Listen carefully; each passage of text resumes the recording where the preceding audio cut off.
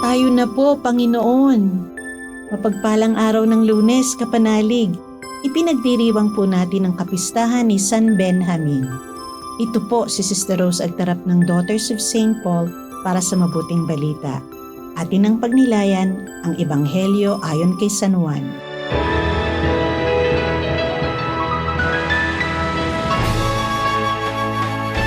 Umalis si Jesus pag Galilea. Nagpatotoo nga si Jesus na hindi pinararangalan ang isang propeta sa sariling bayan. Gayunpaman, pagdating niya sa Galilea, tinanggap siya ng mga Galileo dahil nasaksihan nila ang lahat ng ginawa niya sa piyesta sa Jerusalem. Naroon nga mismo sila sa piyesta.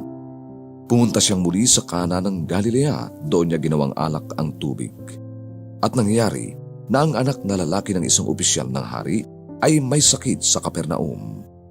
Nang marinig niya na dumating sa Galilea si Jesus mula sa Judea, pinuntahan niya siya at ipinakiusap na lumusong siya at pagalingin ang kanyang anak na nasa bingit ng kamatayan. Kaya sinabi ni Jesus tungkol sa kanya, "Hanggat hindi kayo nakakakita ng mga tanda at mga kababalaghan, hindi kayo maniniwala." Sinabi naman sa kanya ng opisyal, "Ginoo, lumusong ka bago mamatay ang anak ko." At sinabi sa kanya ni Jesus, "Umuwi ka na, buhay ang anak mo." Nanalig ang tao sa salitang sinabi sa kanya ni Jesus at umuwi siya. Nang palusong na siya, sinalubong siya ng kanyang mga alipin at sinabing buhay ang anak niya. Inalam niya mula sa kanila kung anong oras siya gumaling at sinabi nila, "Kahapon po, nang alauna siya inibsan ng lagnat." Kaya nalaman ng ama na ito ang oras ng sabihin ni Jesus, buhay ang anak mo. At naniwala siya pati ang buo niyang sambahayan. Ginawa ni Jesus ang ikalawang tandang ito pagdating niya sa Galilea mula sa Judea.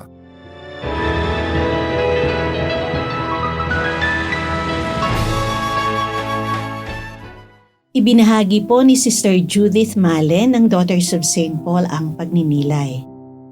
Nakakamangha ang tugon ng opisyal kay Jesus sa mabuting balita ngayon. Nang sabihin ni Jesus, hanggat hindi kayo nakakakita ng mga himala at mga kababalaghan, kailanman na hindi kayo sasampalataya. Hindi nakipagtalo ang lalaki at hindi rin siya nasaktan. Hindi siya humingi ng patunay ni nagtanong. Sa halip, simple at mapagpakumbaba siyang nakiusap. "Tayo na po, Panginoon, bago mamatay ang aking anak." Ang focus niya ay hindi pakikipagdebate, kundi pagtitiwala na si Jesus lamang ang kanyang pag-asa. Ito ang pinakadiwa ng pananampalataya, matyaga, hindi natitinag, at nakaugat sa pananalig na kapag dinala natin ang mga pangangailangan natin sa Diyos, diringgin niya tayo.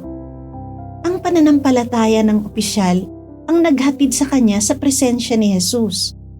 Hindi niya kinailangan ng mga palatandaan upang magtiwala. Nagtiwala muna siya at naganap ang himala.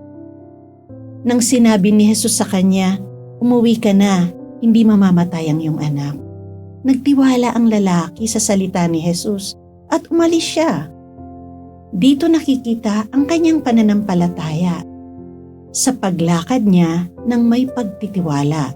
At habang naglalakbay siya pauwi, nalaman niyang gumaling ang kanyang anak sa mismong sandali na nagsalita si Jesus. Minsan nagdadalawang isip tayong magtiwala kasi wala naman tayong nakikitang pruweba, di ba? Gaano kadalas tayong humihingi ng signs o mga palatandaan gayong hinihintay lang tayo ni Jesus na magtiwala. Nagpapaalala ang mabuting balita ngayon na hindi lang humihingi ang pananampalataya. Nagtitiwala ito, sumusulong at nananalig sa katiyakan ng pagkilos ng Diyos. Manalangin tayo. Panginoon, bigyan mo ako ng pananampalatayang tulad ng sa opisyal na nagtitiwala sa iyo bago pa man makita ang mangyayari, na umaasang sa paglapit sa iyo sa panalangin, kumikilos ka na sa aking buhay. Amen. Mga kapanalig, maraming salamat po sa inyong suporta sa aming misyon. Subscribe, like, and follow po Lines sa aming social media accounts. Patuloy po kaming humihingi ng inyong tulong upang maipagpatuloy ang programang ito.